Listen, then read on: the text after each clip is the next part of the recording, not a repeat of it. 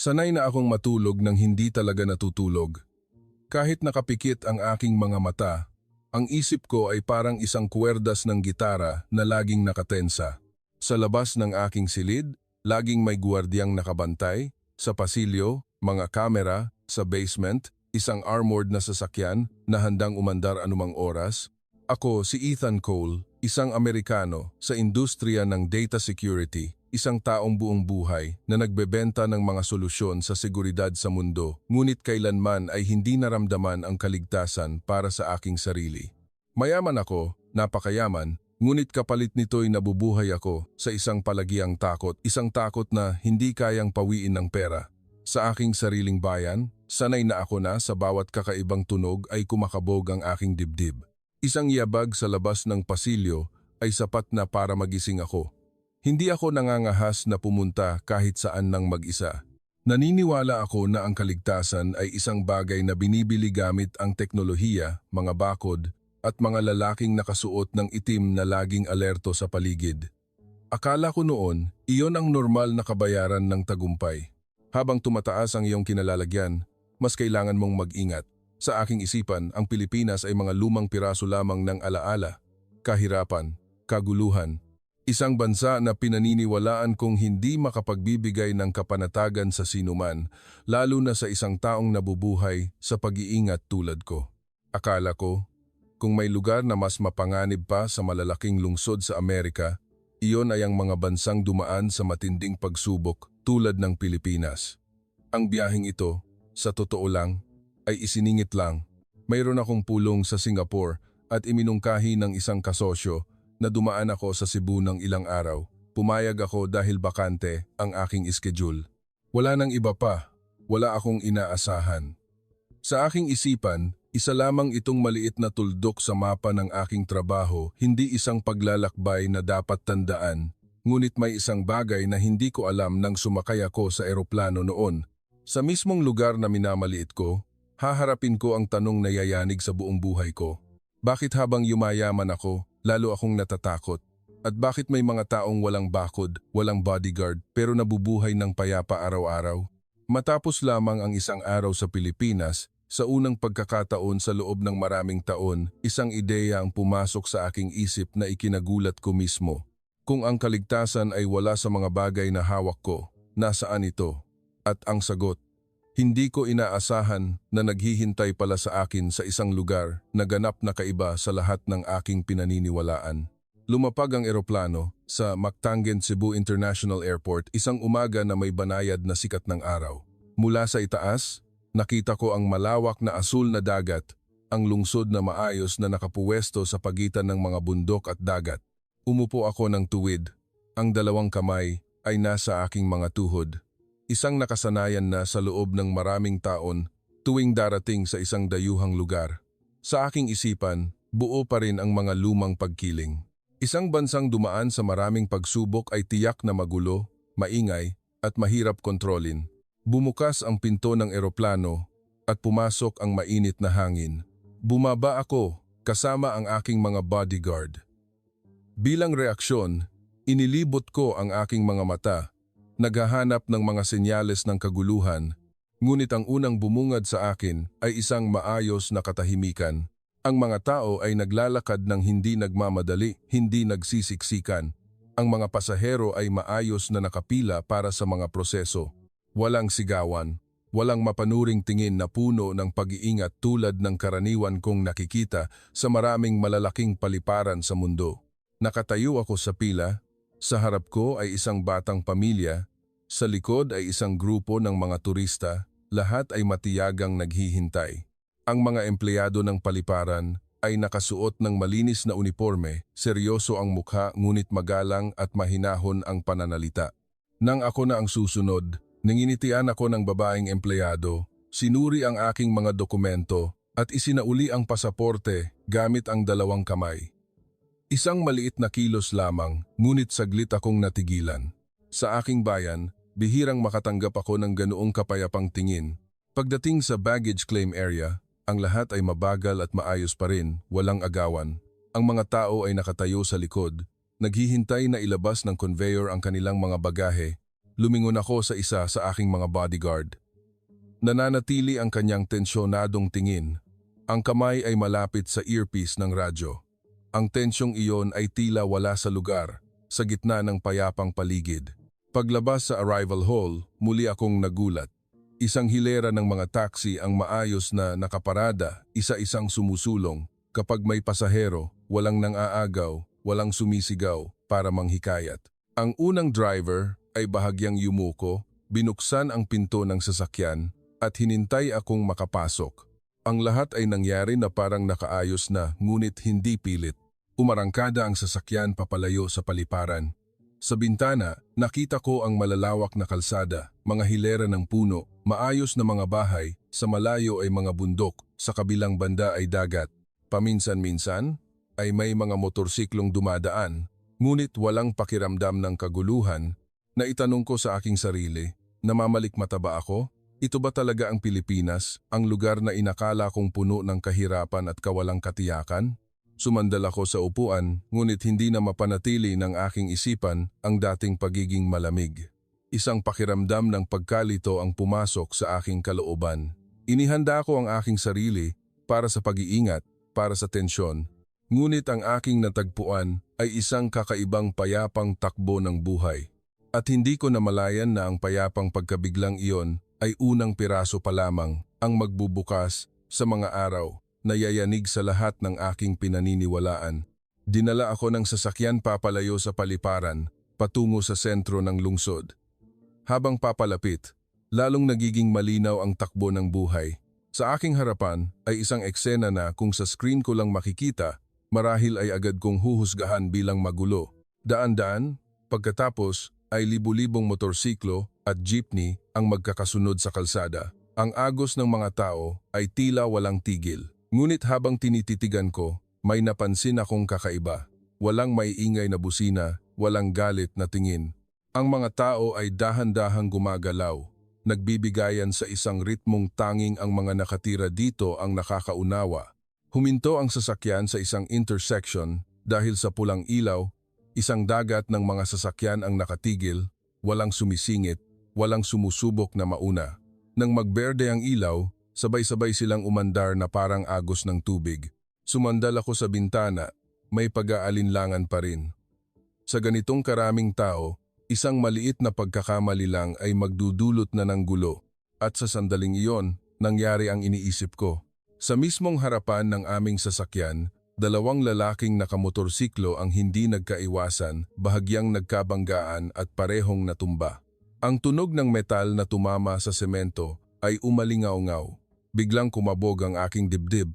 Sa aking isipan, agad na lumabas ang karaniwang senaryo sa Amerika.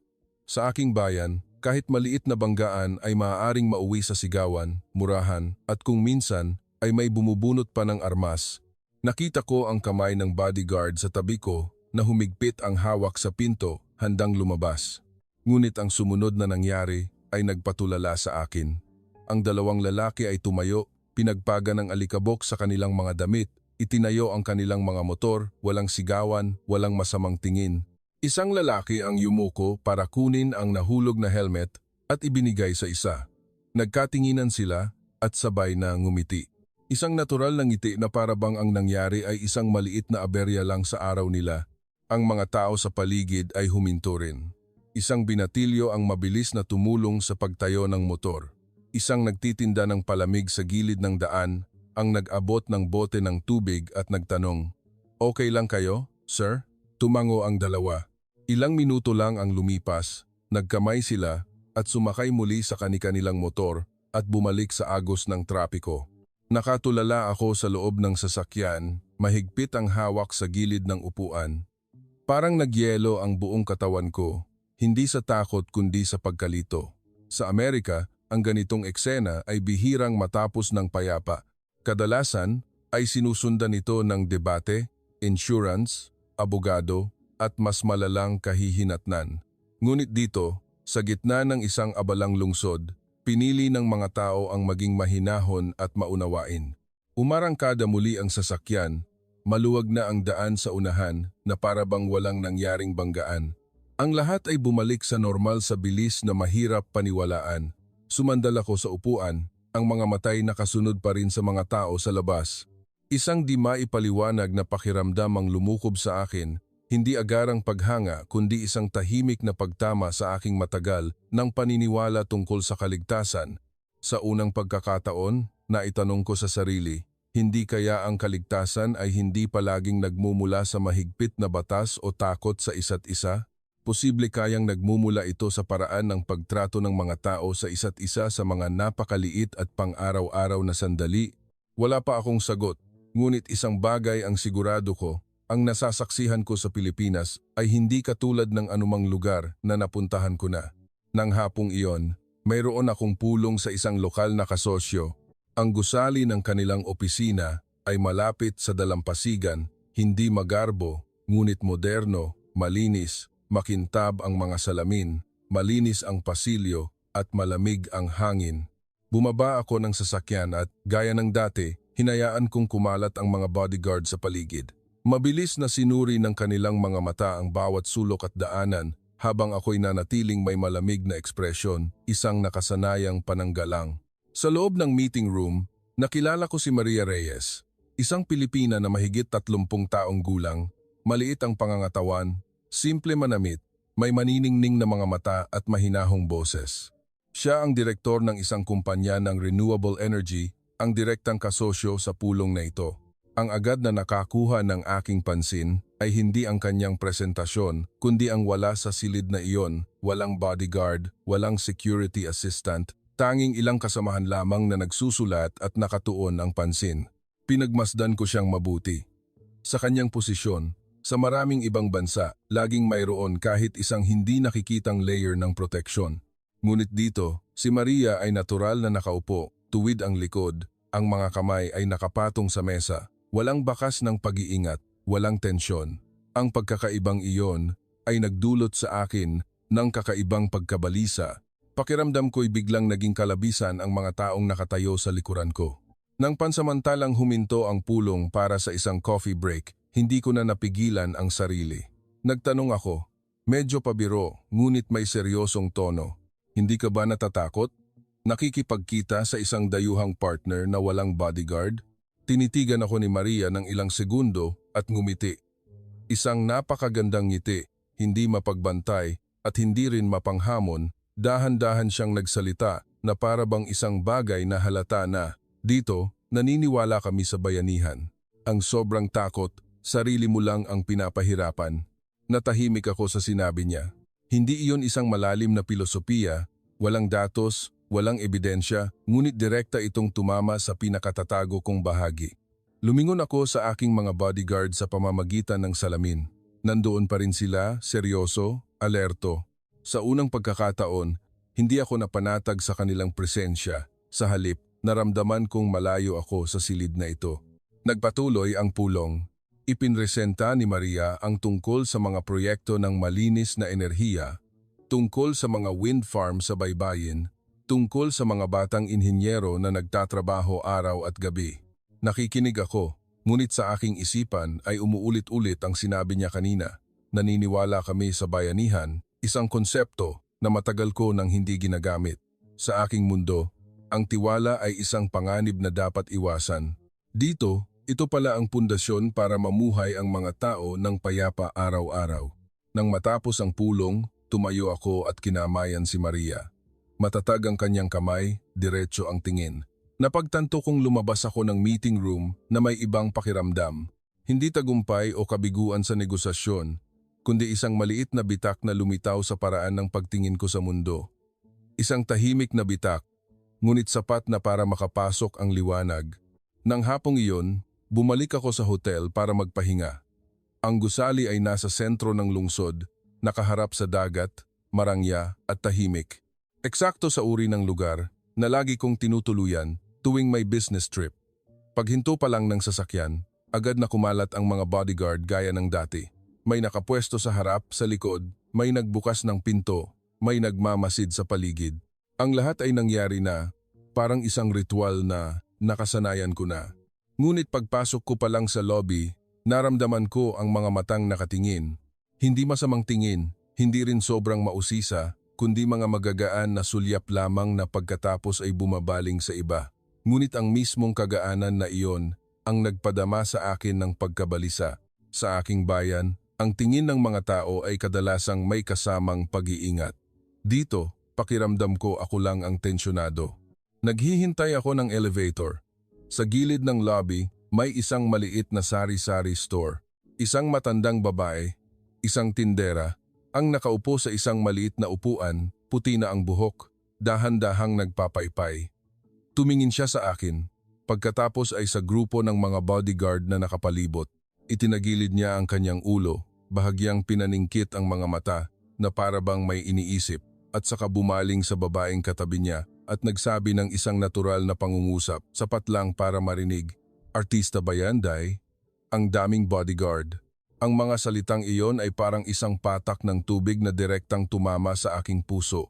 Natigilan ako, hindi dahil sa galit kundi sa pagkagulat. Sa sandaling iyon, hindi na ako isang bilyonaryong Amerikano, hindi na isang taong sanay na kontrolin ang lahat. Isa lamang akong nasa katanghaliang gulang na lalaki na nakatayo sa gitna ng lobby ng hotel, biglang namula ang mukha. Sa loob ng maraming taon, naniniwala ako na ang mga bodyguard ay simbolo ng kapangyarihan, isang patunay na ako'y mahalaga at karapat-dapat protektahan. Ngunit sa mata ng isang matandang Pilipina, ang imaheng iyon ay naunawaan sa ibang paraan. Hindi kapangyarihan, hindi kayamanan, kundi isang sikat na tao na kailangang iwasan na maistorbo isang taong kakaiba. Tiningnan ko muli ang mga taong nakapaligid sa akin. Ang kanilang mga madilim na suit, ang kanilang mga laging tensyonadong mata. Sa unang pagkakataon, hindi na nila ako pinanatag. Sa halip, ginawa nila akong kapansin-pansin sa isang paraan na hindi ako kabilang. Sa gitna ng isang payapang lugar, ang aking pag-iingat ay biglang naging kalabisan at nakakatawa pa. Bumukas ang pinto ng elevator, mabilis akong pumasok, iniiwasan ang tingin ng mga tao sa paligid. Nang magsara ang pinto, sumandal ako sa malamig na metal na dingding at huminga ng malalim. Ang sinabi ng matanda ay malinaw pa ring umaalingaw-ngaw sa aking isipan. Sa unang pagkakataon sa aking buhay, nakaramdam ako ng hiya, hindi dahil sa ako'y mahina, kundi dahil sa napakatagal kong nabuhay sa takot. Nang gabing iyon, nakahiga ako sa malawak na kama, ngunit hindi makatulog. Sa labas ng pinto, naroon pa rin ang bodyguard na nagbabantay gaya ng dati, ngunit sa aking kalooban, isang kakaibang pakiramdam ang lumitaw. Nagsimula akong magtanong sa sarili, hindi kaya ang makapal na baluti ng proteksyon na ito ang naghiwalay sa akin sa normal na buhay? At hindi kaya sa lugar na ito, ang kaligtasan ay hindi nagmumula sa pagiging mas mataas sa iba, kundi sa pakikisama sa kanila? Kinaumagahan, tumawag si Maria. Ang kanyang boses ay kalmado pa rin tulad ng sapulong kahapon. Sabi niya, kung may oras ako, gusto niya akong imbitahan na mag-almusal bago magpatuloy sa trabaho. Gaya ng dati, balak kong imungkahi na kumain sa pribadong silid ng hotel. Doon, may malaking mesa, mga tagapagsilbi, at mga bodyguard na naghihintay sa labas. Lahat ay nasa ilalim ng aking kontrol. Ngunit bigla kong naalala ang sinabi kahapon ng tindera, ang payapang tingin ni Maria nang magsalita tungkol sa bayanihan, isang ideya ang dumaan at nanatili sa aking isipan. Narinig ko ang aking sarili na sumagot, mas mabagal kaysa dati. Sige, dalhin mo ako kung saan ka karaniwang kumakain. Lumiko ang sasakyan sa isang hindi kalakihang kalye, walang marangyang mga karatula, walang makintab na mga salamin, kundi isang maliit na karinderya sa gilid ng daan. Ilang set ng mabababang mesang plastik at upuan ng magkakatabi. At umuusok ang singaw mula sa isang malaking kaldero ng aros kaldo. Ang bango ng sabaw, ng sinangag na bawang, at ng mga gulay ay naghahalo sa napakapangkaraniwang paraan. Bumaba ako ng sasakyan at saglit na natigilan. Sa paligid ay mga taong papasok sa trabaho, mga manggagawa, estudyante, ilang mga nasa katanghaliang gulang na kumakain bago magtrabaho, walang pumansin kung sino ako. Walang tumingin sa aking mga bodyguard na nakatayo ng medyo malayo. Naunang pumasok si Maria, binati ang nagtitinda na parang matagal nang kakilala. Tumingala ang nagtitinda, ngumiti, habang mabilis pa ring naghahain. Umupo ako sa isang mababang upuang plastik, bahagyang nakayuko dahil hindi sanay. Sa unang pagkakataon sa loob ng maraming taon, Nag-almusal ako ng walang malaking mesa, walang puting mantel, walang sinumang nakatayo sa likuran ko. Inilapag ang mangkok ng arroz caldo sa aking harapan. Ginintuan ng sabaw, malambot ang kanin, may hiwa ng manok, itlog, at dahon ng sibuyas na simple ngunit maayos ang pagkakaayos. Medyo alanganin kong hinawakan ang kutsara. Tiningnan ako ni Maria at ngumiti. Sige lang, kumain ka lang. Tumikim ako ng isang kutsarang sabaw. Malasa ngunit hindi matapang. Tamang-tama ang init. Isang kakaibang pakiramdam ang kumalat sa aking bibig. Hindi ang pagkasopistikado ng fine dining, kundi isang komportable at pamilyar na pakiramdam na para bang matagal nang nariyan ang pagkain ito, naghihintay lang sa aking pag-upo. Sa paligid, ang mga tao ay kumakain habang nagkukuwentuhan, may tawanan, may tawagan, may mahinang tunog ng kutsarang tumatama sa mangkok. Maingay, ngunit hindi tensyonado. Tumingin ako sa kabilang kalsada, nakita ko ang isang grupo ng mga estudyante na huminto, nagtatawanan habang bumibili ng palamig. Walang nagmamadali sa kanila, walang nag-aalala. Sa sandaling iyon, isang bagay ang aking napagtanto na bahagyang nagpakirot sa aking puso. Sa lugar na ito, hindi hinihiwalay ng katayuan sa buhay ang mga tao mula sa komunidad. Ang direktor ay kumakain katabi ng isang manggagawa. Ang estranghero ay nakaupo katabi ng kakilala, walang hindi nakikitang harang sa pagitan nila.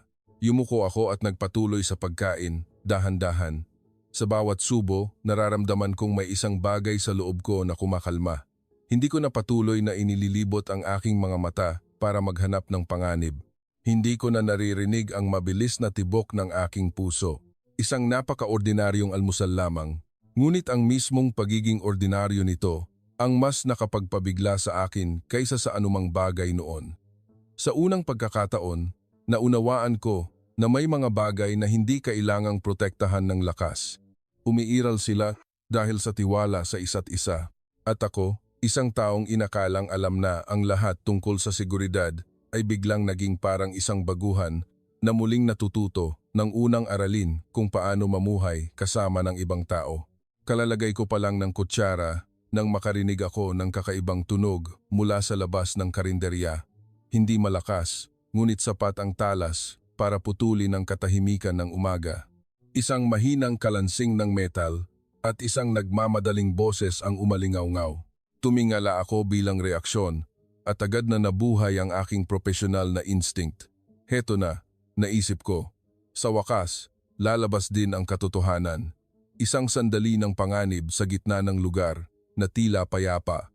Ilang hakbang mula sa karinderya, isang batang lalaki na mga 7 o 8 taong gulang ang humahagulgol, namumula ang mukha, basa ang mga mata. Ang kanyang tsinelas ay natanggal, nakahandusay sa lupa. Lumingalinga ang bata, nanginginig ang boses na tumatawag sa kanyang ina. Sa aking isipan, mabilis na lumabas ang mga karaniwang senaryo. Isang batang nawawala sa mataong lugar, nagpapanik. Ang mga tao'y nakatingin lang, bawat isa'y may sariling ginagawa, walang nakikialam. Nakita ko na ang ganitong mga eksena ng maraming beses sa malalaking lungsod sa buong mundo. Inilapag ko ang aking mangkok, bahagyang sumulong. Napansin na rin ito ng aking mga bodyguard. Tumalim ang kanilang mga tingin, ngunit ang sumunod na nangyari ay nagpatigil sa akin. Ang nagtitinda ng arroz caldo ang unang nagbaba ng kanyang sandok. Mabilis siyang lumabas, yumuko para kausapin ang bata. Isang nasa katanghaliang gulang na lalaki na kumakain ay tumayo rin. Isang dalaga sa malapit ang kumuha ng telepono at may tinawagan. Walang sumigaw, walang nagpakita ng panik. Bawat isa ay natural na gumawa ng kanya-kanyang hakbang. Para bang sanay na sila sa ganitong pangyayari. Isang barangay tanod ang dumating, may hawak na maliit na megaphone. Ang kanyang boses ay malinaw ngunit hindi pagalit. May nawawalan po ba ng anak na lalaki, mga 7 taong gulang, nakasuot ng asul na damit, itim na shorts. Ilang minuto lang ang lumipas, mula sa dulo ng kalye, isang babae ang humahangos na tumakbo. Pagkakita sa bata, humagulgol siya at niyakap ito ng mahigpit. Agad na tumahan ang bata, isinubsob ang mukha sa dibdib ng ina. Sa paligid, ilang tao ang nakahinga ng maluwag. May tumapik sa balikat ng ina, nagsabi ng ilang salitang pampalubag loob. Ang lahat ay nangyari ng mabilis, maayos, at tahimik na hindi ko naunawaan kung ano ang aking nasaksihan. Walang pagtatalo, walang nagreklamo, walang pakialam na tingin. Nang umalis na ang mag-ina, bumalik ang tindera sa kanyang pwesto, kinuha ang sandok at nagpatuloy sa paghahain na para bang walang nangyari. Ang iba ay umupo na rin para ipagpatuloy ang kanilang almusal. Nakatulala ako, sa mababang upuang plastik, ang dalawang kamay ay nasa aking mga tuhod. Bumagal ang tibok ng aking puso. Isang pakiramdam ng pagkamangha ang unti-unting kumalat sa aking dibdib. Sa mga lugar na pinanggalingan ko, tatawagin itong swerte. Ngunit dito, hindi ito parang swerte.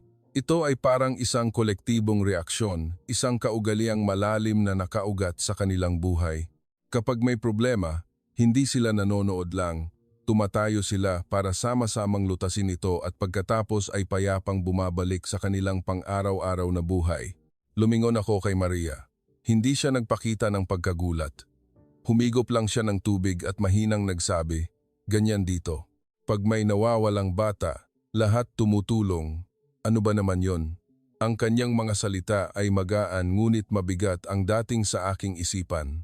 Bigla kong naunawaan ang isang bagay. Ang kaligtasan sa lugar na ito ay hindi dahil walang panganib, kundi dahil kapag may panganib, hindi tumatalikod ang komunidad. Tumingin ako sa paligid ng karinderya, sa mga ordinaryong taong walang armas, walang espesyal na kapangyarihan, ngunit sila mismo ang lumikha ng isang hindi nakikitang bilog ng proteksyon. At sa unang pagkakataon sa aking buhay, naramdaman kong isang napakatandang takot sa loob ko ang natatanggal, hindi dahil sa lakas, kundi dahil sa kabutihang loob na nagaganap sa aking harapan. Pagkatapos ng umagang yon, kahit hindi ko sinabi, isang mapangahas na ideya ang nabuo sa aking isipan. Kung totoo ang lahat ng nakikita ko, kung ang kaligtasan dito ay hindi isang pansamantalang suwerte, kailangan kong patunayan ito sa aking sarili, hindi sa pamamagitan ng pagsusuri o ulat, kundi sa pamamagitan ng aking sariling katawan at pakiramdam. Nang hapon, sinabihan ko ang driver na ihinto ang sasakyan ng mas maaga kaysa dati. Nasa harapan namin ang isang kalsada sa tabi ng dagat. Mahinahon na ang sikat ng araw at malamig ang simoy ng hangin mula sa tubig. Lumingon ako sa aking mga bodyguard. Ang boses ko ay kalmado na ikinagulat ko mismo. Gusto kong maglakad ng mag-isa, hindi kailangan ng kasama. Tinitigan nila ako ng may pagkabigla. Isang hakbang ang ginawa ng isa. Akmang may sasabihin, ngunit nag-atubili. Umiling ako. Saglit lang, kailangan kong maramdaman ito. Sa huli, nanatili sila. Ang kanilang mga nag-aalalang mata ay sumusunod sa akin mula sa malayo. Habang ako'y humakbang, walang nakasanayang pader ng mga tao sa aking likuran. Ang unang pakiramdam ay pangungulila. Biglang naging mas matalas ang aking pandinig, mas mabilis ang pag-ikot ng aking mga mata. Bawat maliit na ingay ay nagpapakaba sa akin. Ngunit pagkatapos ng ilang minuto, nang makisalamuha ako sa mga taong naglalakad, ang pakiramdam na iyon ay nagsimulang humupa. Dumaan ang mga tao sa akin nang hindi tumititig. May mag-asawang kasama ang kanilang anak. May grupo ng mga estudyanteng nagtatawanan. May mga matatandang dahan-dahang nag-eehersisyo. Walang pumansin sa akin bilang isang target. Lumiko ako sa isang maliit na pamilihan. Nagsisimula ng umilaw ang mga bumbilya, ang amoy ng pagkain ay kumakalat sa hangin. Ang ingay ng mga nagtitinda at tawanan ay masigla. Dahan-dahan akong naglakad, pinagmamasdan ang mga magkakatabing tindahan, ang mga pang-araw-araw na mukha. At tulad ng isang nakasanayang script sa aking buhay, dumating ang gulo, namatay ang aking telepono, naubusan ng baterya ng hindi ko namalayan, huminto ako, medyo nalilito. Hindi ko matandaan ang eksaktong pangalan ng kalye pabalik sa hotel. Isang butil ng pawis ang tumulo sa aking batok. Sa sandaling iyon, bumalik ang dating takot. Kung nasa Amerika ako, agad akong tatawag sa mga bodyguard o sasandal sa isang ligtas na tindahan. Ngunit dito, nanatili akong nakatayo, huminga ng malalim at lumapit sa pinakamalapit na tindahan, isang babaeng nasa katanghaliang gulang na nagtitinda ng mga souvenir. Nagtanong ako sa mabagal na Ingles, itinuturo ang direksyon ng hotel. Hindi niya naintindihan lahat ngunit hindi nagpakita ng inis. Tinawag niya ang isang tricycle driver na nakatayo sa malapit. Lumapit ang driver, nakinig sa akin at tumango. Hindi niya tinanong kung sino ako, hindi nagpresyo. Isang maikling pangungusap lang ang sinabi niya, "Sakay na, sir." Sumakay ako. Dahan-dahang umandar ang tricycle sa mga kalsadang may ilaw na. Malamig ang hangin.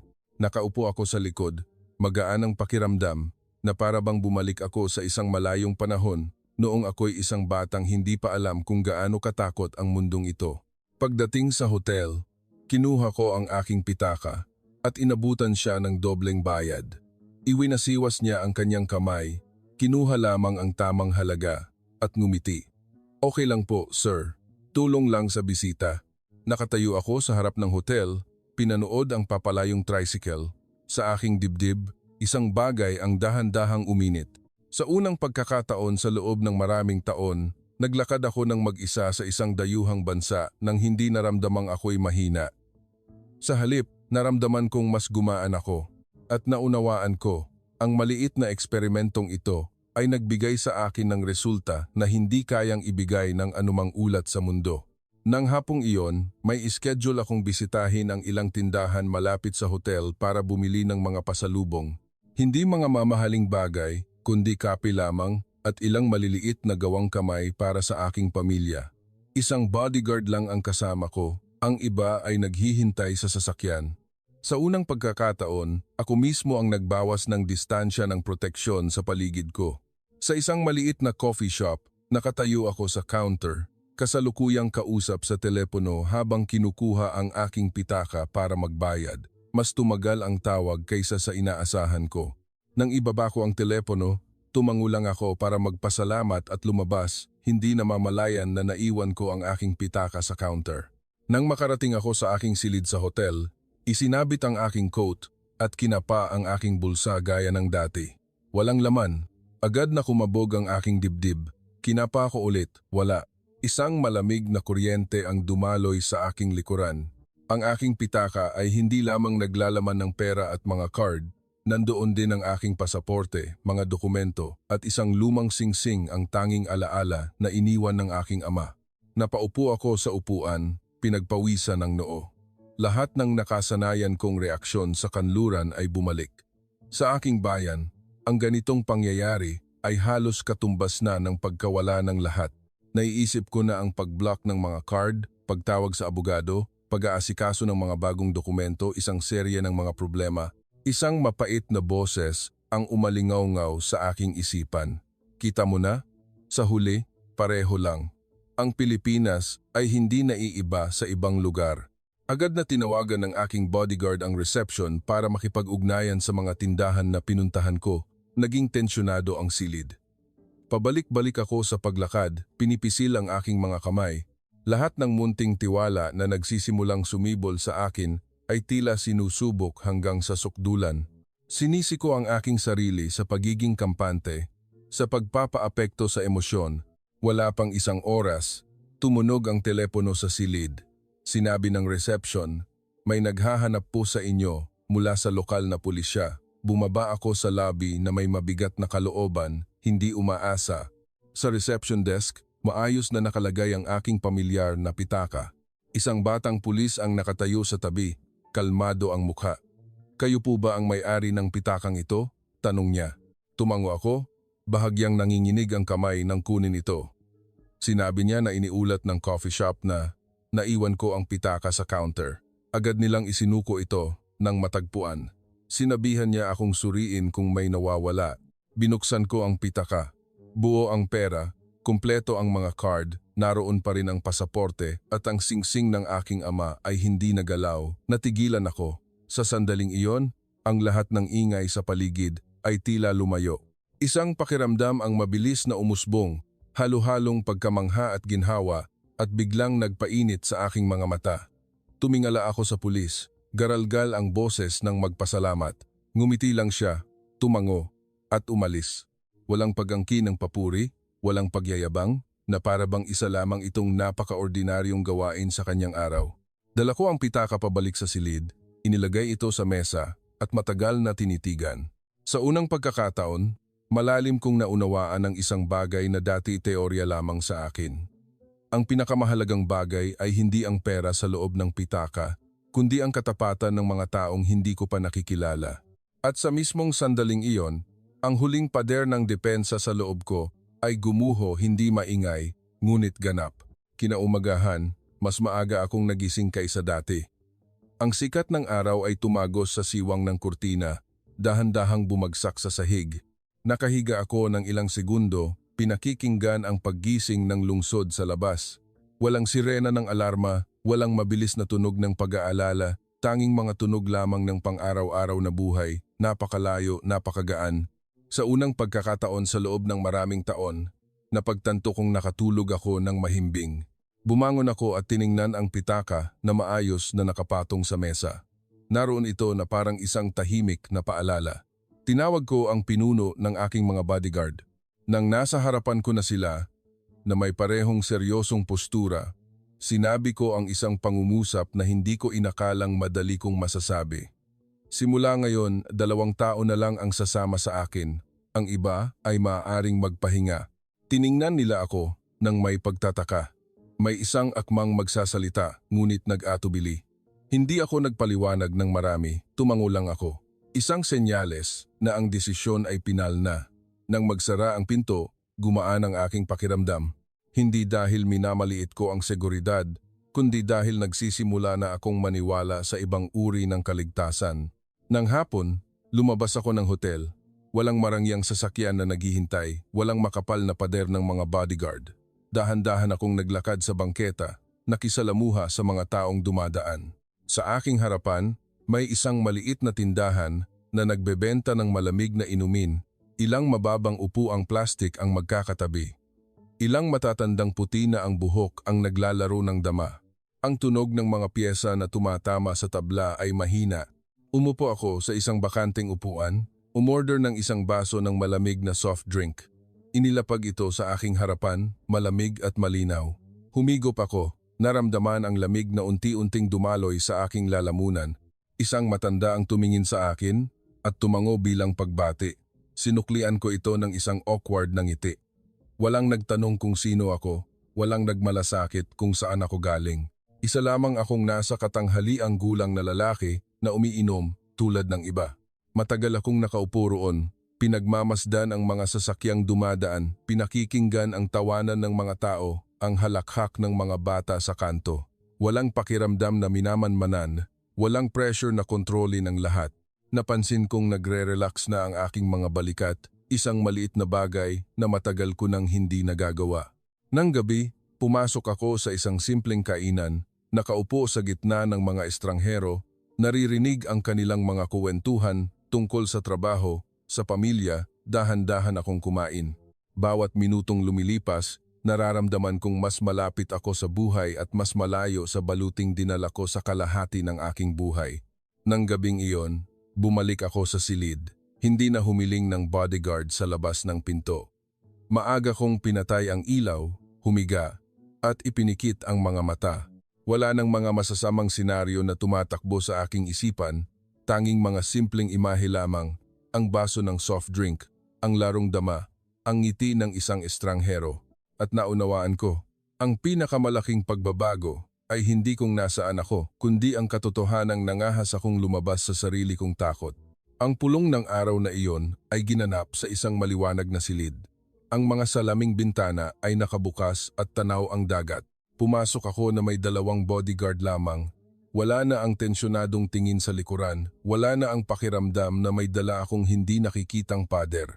Bahagyang nagulat si Maria nang makita ako, ngunit ngumiti siya isang maliit na tango, ngunit alam kong naiintindihan niya. May nagbago sa akin.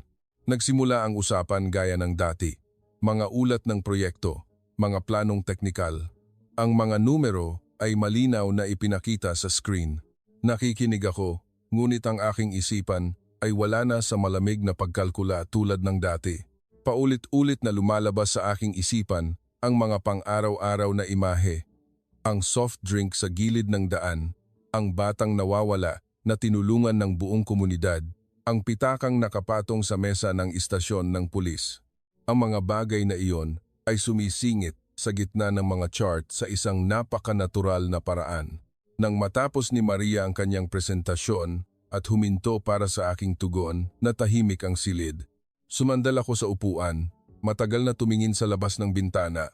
Dahan-dahan ang agos ng tubig, sa ibaba, ang mga tao ay patuloy na naglalakad, namumuhay ng normal. Lumingon ako, ipinatong ang 2 kamay sa mesa, malalim at matatag ang boses. Ayokong pumirma lang ng isang panandaliang kontrata. Tumingin sa akin ang lahat sa silid. Bahagyang itinaas ni Maria ang kanyang ulo. Nakatuon. Nagpatuloy ako, malinaw ang bawat salita. Gusto kong mag-invest ng pangmatagalan, hindi lang sa iyong kumpanya, kundi sa mga tao dito. Gusto kong bumuo ng isang programa para sanayin ang mga batang inhinyero sa larangan ng malinis na enerhiya.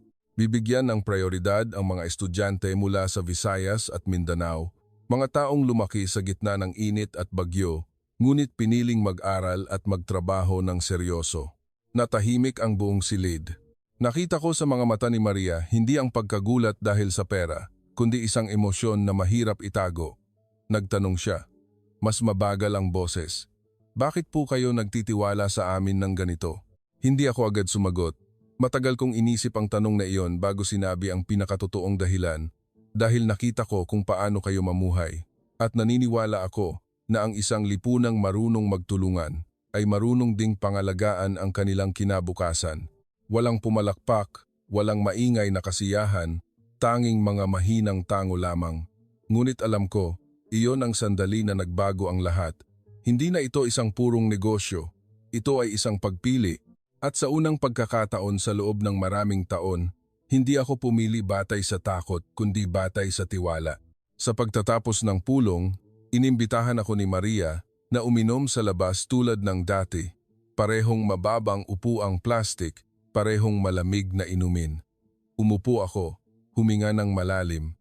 Napagtanto kong gumawa ako ng isang malaking desisyon hindi lamang para sa aking trabaho kundi para sa aking sariling buhay. Ayoko nang manatili sa labas at magmasid. Gusto kong maging bahagi ng lugar na nagturo sa akin kung paano muling makaramdam ng kaligtasan nang hindi kailangang maging depensibo. Isang tahimik na gabi nang iwan ko ang Pilipinas. Habang papaangat ang eroplano, tiningnan ko ang lungsod na nagniningning sa ibaba. Ang mga ilaw ay sumusunod sa dalampasigan, ang mga maliliit na komunidad ay magkakasunod, tila napakapayapa. Sa loob ng eroplano, ipinikit ko ang aking mga mata, hindi para mag-ingat, kundi para itatak sa alaala ang pakiramdam na ito. Ang pakiramdam ng ginhawa na matagal ko, nang hindi naramdaman. Nang lumapag ang eroplano sa New York, ang unang bumalik ay ang pamilyar na tensyon. Pagbukas pa lang ng pinto ng eroplano, naghihintay na ang aking mga bodyguard. Mabilis na sinuri ng kanilang mga mata ang mga tao, nakakabit ang kanilang mga radyo, nagmamadali ang mga hakbang, mapagbantay ang mga tingin. Ang lahat ay eksakto tulad ng aking kinagisnan sa loob ng ilang dekada. Pauwi. Tumutugtog sa radyo ng sasakyan ang balita sa gabi. Isang armadong pagnanakaw ang naganap sa isang lugar na hindi kalayuan sa aking bahay. Ang sirena ng pulis ay umalingaw-ngaw sa gabi. Tahimik akong nakaupo sa likod, pinagmamasdan ang mga gusaling dumadaan sa bintana. Ang lungsod na ito ay moderno, mayaman, ngunit laging parang nagpipigil ng hininga. Pagdating sa mansyon, bumukas ang bakal na tarangkahan at mabilis na nagsara sa aking likuran. Dahan-dahang umikot ang mga kamera, bumukas ang mga sensor ng ilaw, lahat ay idinisenyo para protektahan ako. Ngunit habang nakatayo sa malawak na bahay na iyon, bigla akong nakaramdam ng pagkakasakal. Hindi dahil sa kakulangan ng seguridad, kundi dahil sa sobrang daming patong-patong na seguridad. Nang gabing iyon, matagal akong nakahiga sa kama ngunit hindi makatulog. Hindi dahil sa takot, kundi dahil ang isip ko ay lumilipad sa ibang lugar. Naalala ko ang malamig na soft drink, ang tunog ng mga piyesa ng dama, ang paraan ng paglutas ng mga tao sa isang problema at pagkatapos ay bumabalik sa kanilang almusal na para bang walang nangyari. Doon, ang kaligtasan ay hindi isang malamig na sistema, kundi isang nakasanayang paraan ng pamumuhay ng magkakasama. Napagtanto kong nagbago ako. Hindi dahil perpekto ang Pilipinas, kundi dahil doon ko natutunan na maaaring mamuhay ang mga tao ng payapa nang hindi kailangang magduda sa isa't isa sa lahat ng oras. At pagbalik ko sa kanluran, ang mismong pagkakaibang iyon ang nagpaunawa sa akin sa halaga ng aking naranasan. Ilang linggo matapos bumalik sa Amerika, hindi pa rin maalis sa akin ang pananabik sa Pilipinas. Hindi isang maingay na pananabik, kundi isang tahimik na pag-udyok. Lumalabas ito tuwing umaga habang nakatayo ako sa aking malawak na kusina at nakikinig sa balita tungkol sa isang bagong karahasan. Lumalabas ito tuwing gabi kapag isinasara ko ang mga pinto, sinusuri ang mga kamera, ngunit hindi pa rin mapanatag. At isang gabi ng Sabado, sinabi ko ito sa aking asawa. Matagal akong pinakinggan ni Elizabeth. Ikinuwento ko sa kanya ang mga araw ko sa Cebu, ang almusal sa karinderya, ang batang nawawala na tinulungan ng buong komunidad, ang pitakang naiwan ko at naibalik ng buo. Hindi ako nagkuwento ng may pananabik. Dahan-dahan, na para bang natatakot akong mabasag ang isang napakasensitibong bagay.